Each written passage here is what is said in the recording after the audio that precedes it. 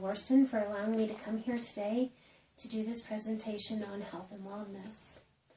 Today I know how important it is to be mobile and to get a lot of exercise in, and that's really hard to do while we're in the office setting.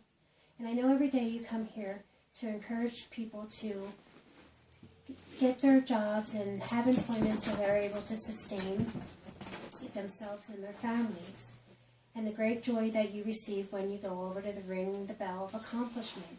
Well, I want to make sure that you have the tools and techniques provided that you're able to get adequate strength and aerobics within your daily day, that you can feel confident that you can go on and press forward. Today, our hope is that we will assist you with lowering your risks as we go forth and learn stretching techniques and a little bit about aerobics today. So with the ability to do this, I ask you to actively participate as we stretch so we can lower those risks and you'll have those techniques available for you.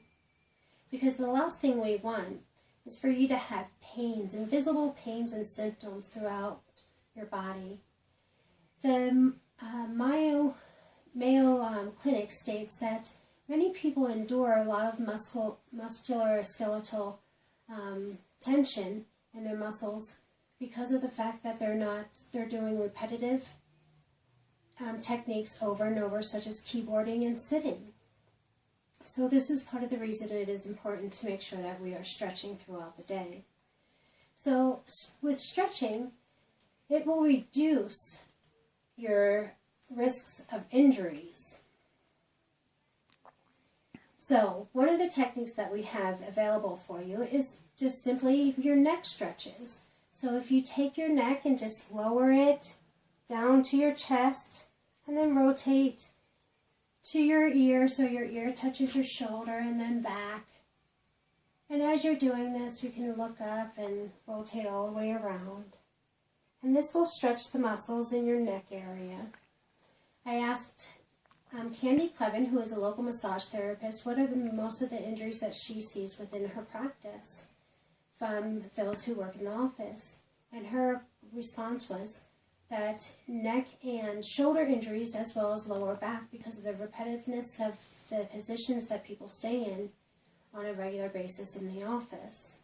So she encouraged to make sure that you are stretching several times a day. We recommend that you stretch at least for 2 to 3 minutes, 3 to 6 times a day. If you can do 3 times in the morning and 3 times in the afternoon, that would be fantastic. So you can start with basic techniques like this, where you're just bent over, relaxed, and having your hands in front of you. The one thing you want to make sure is that you're not putting pressure on your elbow, because with your elbow you have your ulnar nerve, and we don't want to have any damage to your nerves. This is one thing we're trying to prevent as we learn how to stretch. When you're bent over, you're pulling your lower torso back muscles, and that will help relieve the tension. As you're stretching, the one thing that you'll notice too is that your blood flow. You'll get faster blood flow into your muscles and they'll become strengthened, which is one of the outcomes that we desperately want. So, in this sitting technique that we have here, all you would do is put your hands up and stretch them as tall as you can be towards the sky. And then you would go ahead and lower them. So as we go ahead and do that technique, you'll notice a difference in your upper shoulders as well as your arms. I like to teach you a few basic techniques also for your hands. With your hands, you'll want to do some techniques with stretching them this way. And then downwards as well, because this will help stretch your tendons and your muscles so your carpals are not damaging for your nerves. A lot of people have to go through carpal tunnel surgery, and I'm familiar with that myself because I worked in an office setting taking calls for others, helping them with technical support, and I did not have the proper setup at my desk, which we'll be discussing here in a few minutes.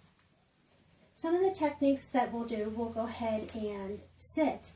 And you'll notice that as you sit, you can rotate like this, side to side, and that will help your hip muscles and your lower back as well. And you can sit cross-legged and bend over your leg to stretch out your back muscles as well as and your buttocks. You can also give your knees a hug too. So those are some of the techniques that you're able to do on the chair. So we need to remember that movement is key to health and wellness. So one of the things I know that some of the women have discussed here in the office is about going out for walks during lunch. I would highly encourage that every day you go out for 20 to 30 minutes. The American Heart Association recommends that we get in 30 minutes of exercise 5 times a week, so that amounts to 150 minutes per week. And that will just stimulate yourself enough to get enough cardio exercise to make your heart happy. One of the other techniques that we definitely want to discuss is ergonomics. And with ergonomics, that is where we set up a workspace that is specifically designed for you. WebMD states that this is essential that the worker fits the work environment and not that the work fits the worker. Because with ergonomics set up properly, you reduce the risks of injury. On this picture, we see that with this computer screen, it needs to be 18 to 28 inches away from you, which is about arm distance away. Your keyboard needs to be centered to the computer screen, and we highly recommend that you use a split keyboard. So your keyboard's like this and your hands are actually natural instead of a straight keyboard where you're putting a little bit more pressure on your wrist. Your knees need to be parallel with your hips as you sit, and your feet need to be directly behind the back of your keyboard, and they need to be flat on the floor.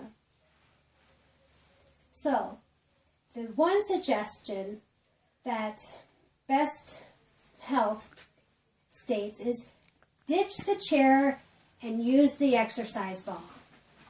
When you sit on the exercise ball, it helps align your spine and provides balance, as Candy Clevin, the massage therapist, recommended. She also stated that with this, it will help prevent future damage to the lower back. As we go forth on an exercise ball, it may seem as if it would be difficult to do, but you actually get used to it and it feels really nice on the spine. You can even wind up crossing your legs after a time and doing your stretches, that you're ensuring that you are getting those stretches in every day.